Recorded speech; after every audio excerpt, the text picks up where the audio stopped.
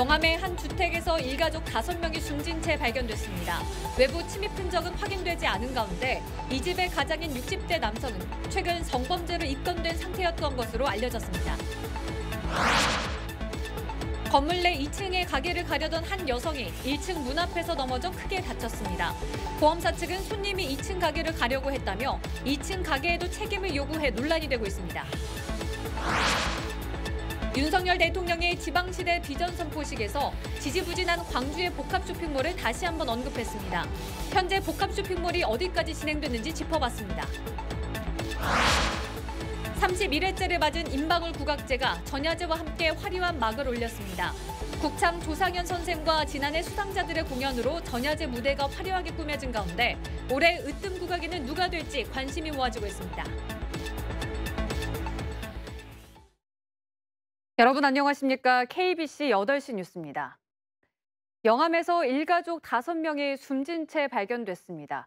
외부에서 침입한 흔적은 현재까지는 확인되지 않았는데요. 이런 가운데 이 집의 가장인 60대 남성이 최근 성범죄로 입건된 상태였던 것으로 알려졌습니다. 임경섭 기자입니다. 주택 주변으로 폴리스 라인이 쳐졌습니다. 현장 감식에 나선 국립과학수사연구원과 경찰들의 모습도 눈에 띕니다. 오늘 오후 3시 54분쯤 영암군 영암읍의 한 주택에서 60대 A씨와 50대 아내, 20대 아들 3명이 숨진 채 발견됐습니다. A씨 부부가 연락이 닿지 않자 직접 집으로 찾아간 이웃이 발견해 경찰에 신고했습니다. 남편도 전화 안 받고 부인도 전화 안 받길래 가봤다 신고가 있어서 갔더니 5명의 변사자가 있었고 아마 가족으로 추측되고 시신 5구는 안방과 작은 방에 각각 흩어져 있었고 외부인의 침입 흔적은 아직까진 발견되지 않은 것으로 확인됐습니다. 한편 A씨는 최근 성범죄로 경찰에 입건된 상태였던 것으로 알려졌습니다. 최근 예정됐던 경찰 출석 요구에도 응하지 않은 것으로 전해졌습니다. 경찰은 국과수의 현장 감식이 끝나는 대로 부검을 의뢰하는 한편 정확한 경위를 조사할 계획입니다. KBC 임경섭입니다.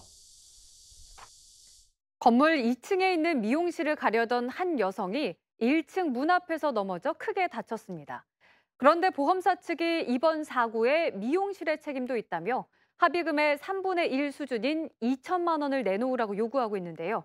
어떻게 된 일인지 고영민 기자가 전해드립니다. 문을 열고 들어오는 한 여성이 발을 내딛는 순간 순식간에 미끄러지며 옆으로 쓰러집니다. 지난해 2월 건물 2층 미용실에 가려던 50대 손님은 이 사고로 허리를 크게 다쳐 수술과 2달간의 입원 치료, 5년 한시장애 판정까지 받았습니다.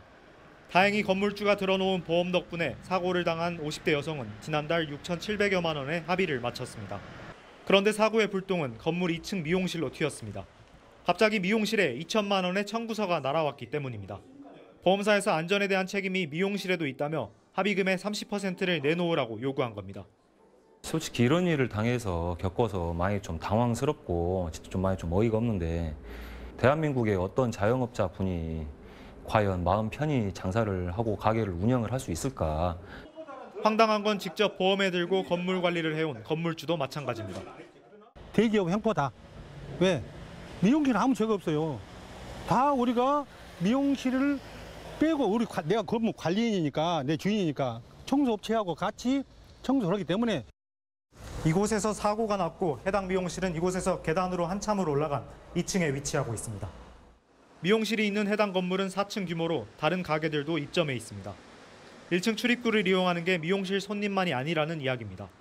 전문가들도 공용 부분에 대한 책임을 묻는 건 적절하지 않다고 지적합니다. 네, 그 사고가 발생한 지점이 건물의 출입구거든요. 출입구는 그 건물의 공용 부분입니다.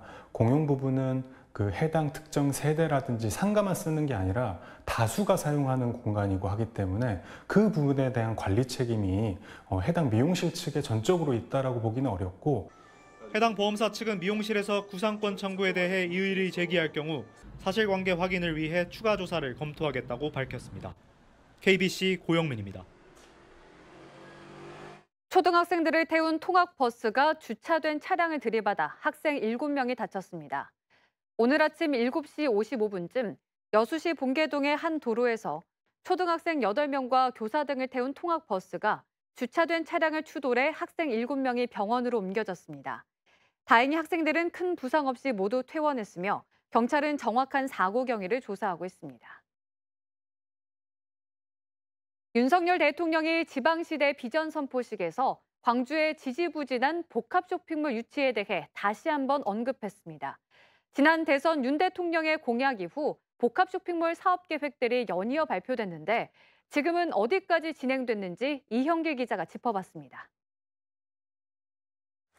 윤석열 대통령이 지방시대 비전 선포식에서 지역에 변변한 쇼핑몰 하나 짓지 못한다며 광주를 다시 한번 소환했습니다. 지역에 변변한 쇼핑몰 하나 짓지 못한 채 어처구니 없는 그러한 정치적 상황을 더 이상 국민들께서 허용하지 않으실 겁니다. 윤 대통령은 후보 시절에 광주를 찾아 복합 쇼핑몰 유치를 대선 공약으로 내세우기도 했습니다. 당시 가장 먼저 화답한 것은 현대백화점입니다.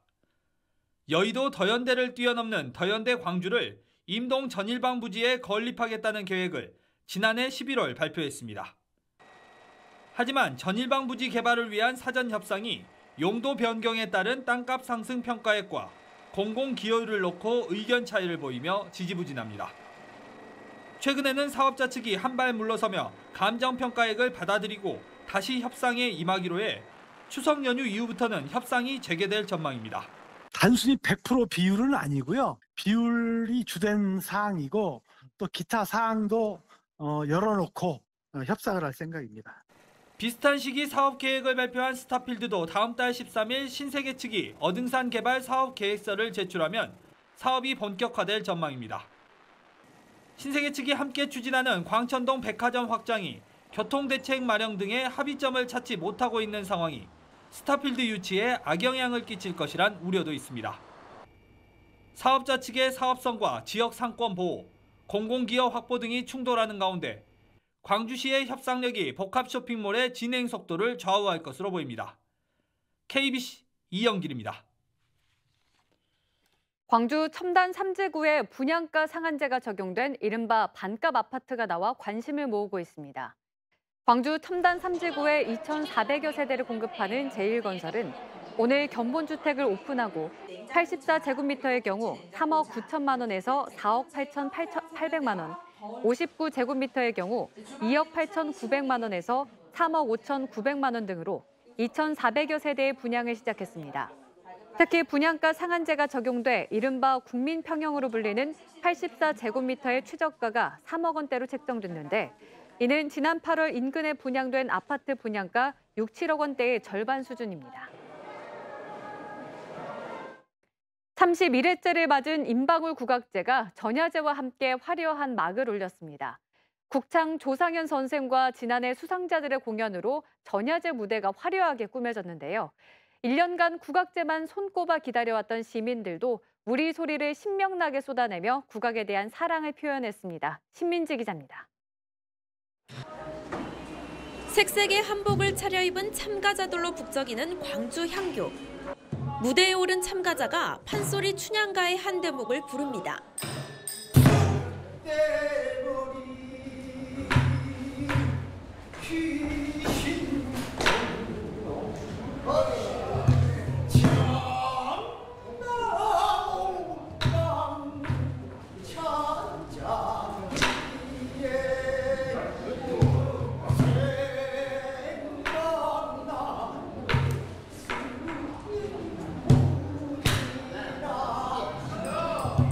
간 갈고 닦은 판소리 솜씨를 뽐내는 이들은 모두 아마추어 국악인들입니다. 하지만 전통 국악을 아끼고 사랑하는 마음은 여느 전문 국악인 못지않습니다. 이 행사가 끝나고 나면은 전야제를 꼭 보러 가서 그 명창 스님들 이렇게 노래하신 걸 듣고 배우고 거기에서 저희 공부가 되거든요. 전야제도 관람합니다. 한국 판소리의 한 시대를 풍미했던 국창 임방울의 예술혼을 기리는 임방울 국악제가 올해도 어김없이 돌아왔습니다. 명인 명창들의 전야제 공연에 앞서 아마추어 국악인들의 장기자랑으로 문을 열고 국악에 대한 뜨거운 관심과 사랑을 입증했습니다. 임방울 국악제는 지난 30여 년 동안 국악계를 지탱할 걸출한 인재들을 수없이 배출을 했습니다. 그래서 국악 인재의 등용문이라고 평가받고 있습니다. 왕기석 명창의 진행으로 국창 조상현 선생과 지난해 대통령상 수상자 최잔디 명창, 문체부 장관상 수상자 한진희 명무 등이 전야제 무대를 빛냈습니다. 내일은 학생부 예선과 본선이, 16일은 판소리 명창부와 무용기약 일반부 예선 등이 치러집니다. 마지막 날인 17일, 빛고울 시민문화관 대공연장에선 낮 12시 반부터 국내 최고의 국악명인을 발굴하는 판소리 명창부와 기악, 무용부문 경연이 진행되며 시상식까지 생중계됩니다. KBC 신민지입니다. 국내 유일의 문학 박람회가 목포에서 열립니다. 목포는 근현대사에서 뛰어난 문인들을 배출한 곳으로도 알려져 있는데요. 아날로그 감성에서 최첨단 디지털 체험까지 문학을 색다르게 접할 수 있는 현장을 고익수 기자가 소개해드립니다. 우리나라 현대극을 정착시킨 차범석 선생의 생가가 있는 목포 북교동 차범석길. 유서 깊은 목포의 정서를 고스란히 담고 있는 이곳에서 목포 문학 박람회가 시작됐습니다. 차범석 골목길에 들어서면 옛 문인들의 재치와 아날로그 감성이 절로 스며듭니다. 목포 출신 문인들의 빛바랜 사진으로 꾸며진 골목길 갤러리는 야외 문학관이 됐습니다. 거장들이 여기서 탄생을 하셨어요. 그래서 여기는 어느 골목길보다도 굉장히 의미 있고 문학인들이 성장했고 문학인들의 메카로서의 역할을 했던 곳입니다. 가까이 문화의 거리에 있는 목포 문학관. 문학 박람회 주무대인 목포 문학관은 온통 미디어 아트로 꾸며져 전혀 다른 분위기를 연출하고 있습니다. 미디어 아카이브를 활용한 차범석관은 터치 스크린으로 작가의 모든 것을 알아볼 수 있습니다. 박하선 선생의 첫 작품 백화를 움직이는 수묵화로 이미지화하고 평론을 문학으로 격상시킨 김현 작가의 삶은 매직 미러를 통해 영화처럼 펼쳐집니다.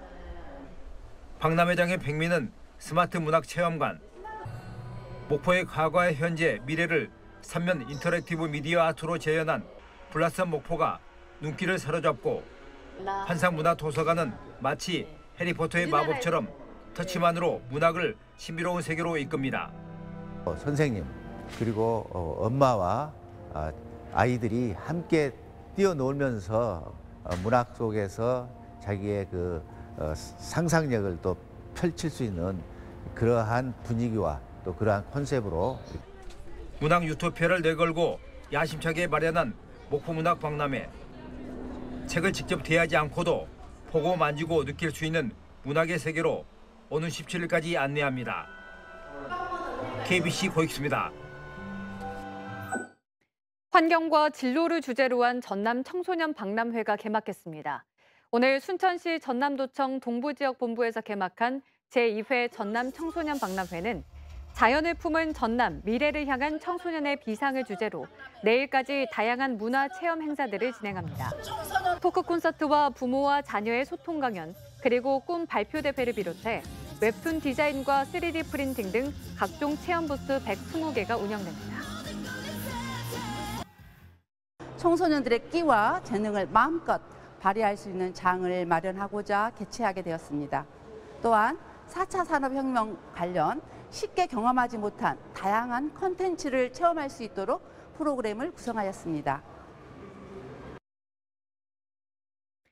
2023년 8월 15일자 광주에서 또 전세 사기 의혹 200세대 피해 우려 보도에 대해 임대사업자 측은 허그에 보증되어 있어 모든 임차인은 임차 보증금을 돌려받을 수 있으며 보증금 반환을 위해 계약 종료 확인서를 작성해주고 새로운 임차인 등을 모집하고 있고 인터뷰한 임차인 중 한 명은 이미 계약 종료일에 임차 보증금을 반환받은 상태라고 알려왔습니다. 이 보도는 언론중재위원회의 조정에 따른 것입니다. 2023 미스코리아 본선 진출자들이 목포 문화예술회관을 찾아 전남 국제 수묵 비엔날레 전시작품을 관람했습니다. 지난 4일부터 신안 자은도 라마다 프라자 호텔 시원 리조트에서 합숙 중인 미스코리아 본선 진출자 일행은 전시관 곳곳을 둘러보며 수묵의 다양한 매력을 즐겼습니다. 이들의 합숙 기간은 오는 17일까지며 선발 대회는 다음 달 10일에 열립니다. 광주시 제1호 민간정원 지정을 기념하는 현판식이 광산구 휴심정에서 열렸습니다. 우리들의 정원 휴심정이라는 주제로 열린 현판식의 행상에서는 네트워킹 파티와 정원 라운딩, 정책 토크 콘서트 등 다양한 부대 행사가 마련됐습니다. 특히 광주시의회 기후특별위원회 위원장인 박필순 의원을 좌장으로 한 정책 토크 콘서트 광주 정원을 말하다에서는 정원 문화에 대한 심도 깊은 논의가 진행됐습니다. 철도노조의 총파업이 이틀째 이어지고 있는 가운데 내일과 모레가 고비가 될 전망입니다. 코레일은 철도노조 총파업으로 호남선과 전라선 KTX 운행률이 정상 운행 대비 69%, 화물열차는 20% 수준으로 낮아졌다며 여객 수요가 많은 주말과 일요일 시민들의 불편이 클 것으로 예상했습니다. 정부는 주말에 고속버스와 시외버스를 추가 배치할 계획입니다. 철도 파업은 월요일인 오는 18일 오전 9시까지입니다. 광주의 도시철도와 버스 등 대중교통 전반을 총괄 담당하는 광주교통공사가 출범했습니다. 민선 8기 공공기관 구조 혁신에 따라 기존 광주도시철도공사의 기능을 대중교통 시스템 전반으로 확대해 명칭을 변경한 광주교통공사가 오늘 출범식을 갖고 본격적인 운영에 들어갔습니다. 공사는 출범식에서 대중교통이 가장 편한 광주, 사람과 보행 중심의 도시 구현을 위해 앞장서겠다고 밝혔습니다.